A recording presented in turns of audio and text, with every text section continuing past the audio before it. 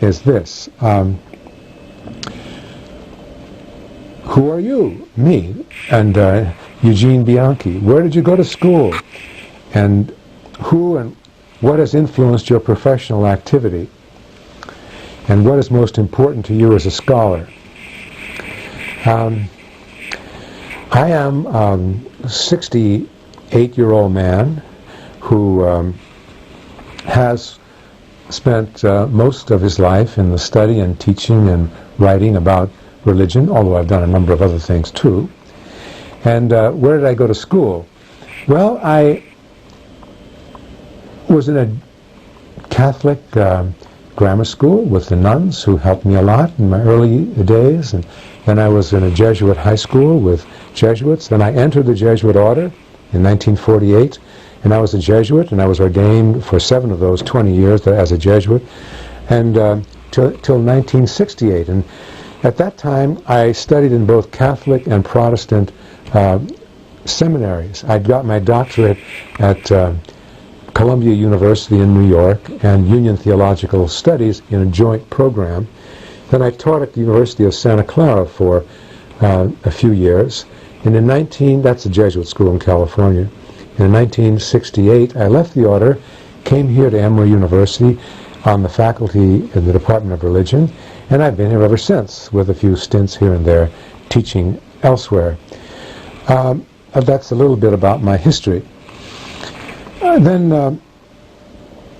what has influenced my professional activity?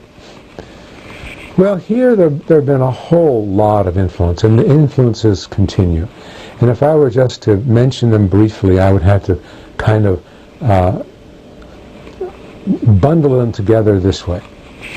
There were certainly familial influences, the influence of my mother, a loving, trusting beginning in life, which was a tremendous influence on me, and my family.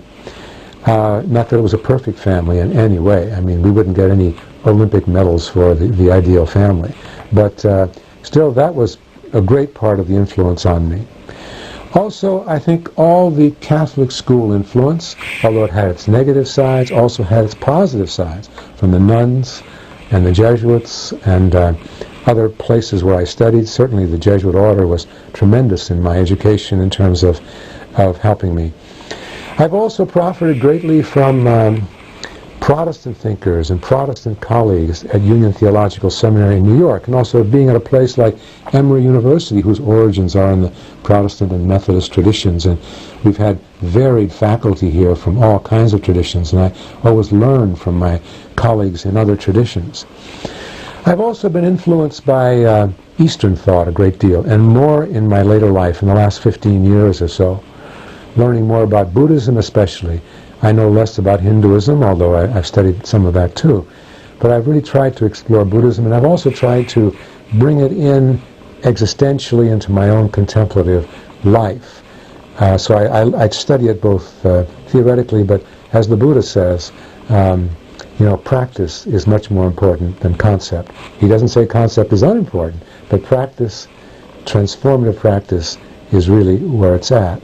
And Buddhism has, in a way, kind of brought me back to the importance of being a meditator or a contemplative that I learned as a 25-year-old in the Jesuit order and then kind of got away from. And it's the East that has brought me back to the West. Other influences, social sciences. I think that's really important. And I'm doing a study of American Jesuits and former Jesuits now with a social scientist, my colleague. We're writing this book together.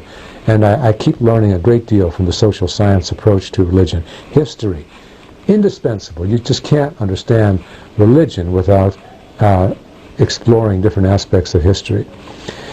Process thought is a particular philosophical, theological way of thinking.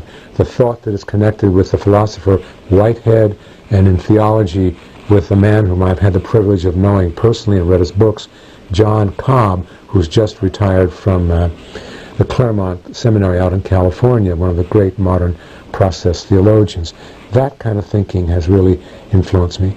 My teaching and my study of death and dying has influenced me. My books on aging and my dealing with older people, my work in the spirituality of aging has influenced me. And maybe lastly, I would say that in the last 10 or 15 years, I've been exploring the area of ecological spirituality, and I teach a course at Emory on religion and ecology, and I find that fascinating and very, very pertinent to what's happening in the world. And I won't talk about how we do that course, it would take too long. So all these influences have come upon me, and finally I would just maybe conclude this by saying, am I searching, or ask the question, am I searching for answers to questions? Yes. I keep searching, and I keep trying to approach the truth. Not get the truth, but approach the truth. You know, let me just give you a quick statement from Václav Havel, the president of, the literary president of Czechoslovakia, or the Czech Republic, whatever it's called now. He said about truth, he said, I'm really impressed by those who search for truth, but I run away from those who claim that they possess the truth. And I think that's an interesting statement. So I'd like to make that my own.